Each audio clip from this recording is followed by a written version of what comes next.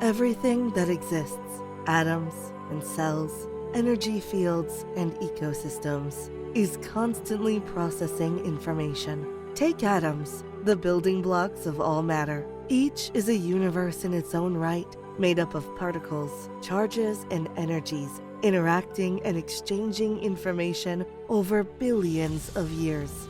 Everything from photons and planets to microbes and mammals is constantly moving to a goal, advancing from one state to another.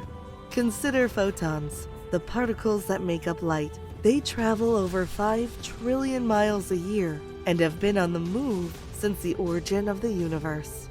Everything constantly causes effects of some kind or another. Everything has the power to adapt to changes in its environment. Everything is mind. Mind is anything that processes information, causes effects by acting either on its own or through ordered laws of nature, moves toward a goal going from point A to point B, adapts to its environment, interacts with other entities. This means that everything around us, quarks, bacteria, trees, bumblebees, hedgehogs, is a manifestation of mind. We live in a metaverse of mind. This is the message of modern science. Max Planck, the father of quantum physics. This mind is the matrix of all matter. Albert Einstein, the greatest scientist of all time, a conviction of the rationality of intelligibility of the world, lies behind all scientific work of a higher order, a belief bound up with deep feeling in a superior mind that reveals itself in the world of experience. Nobel Prize-winning biologist George Wald. Mind has existed always as the matrix, the source and condition of physical reality. The new story of science also tells us that everything around us belongs to a social network.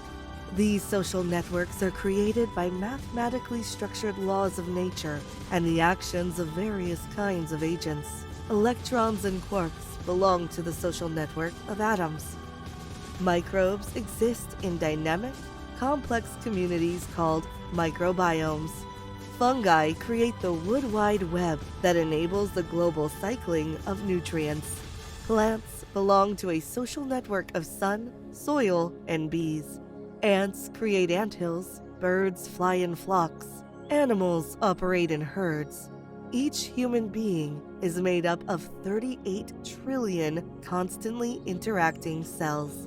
All these social networks have their own kinds of messaging platforms. An electron's tweet is a photon released when it changes orbits within an atom. Bacteria put up posts through chemical molecules to coordinate attacks on targets. Plants are live streaming with chemical signals via air or soil, warning each other of impending attacks or manipulating insects with neuroactive substances. Insects communicate through emissions of sound and light and chemical odor.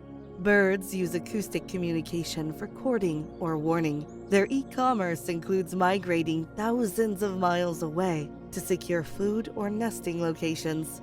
Fish communicate via sound, and fish social networks help individual fish locate food, evade prey, or mate. Non-human mammals communicate through visual, auditory, and chemical messaging platforms to find food and mates and to fight or flee from predators.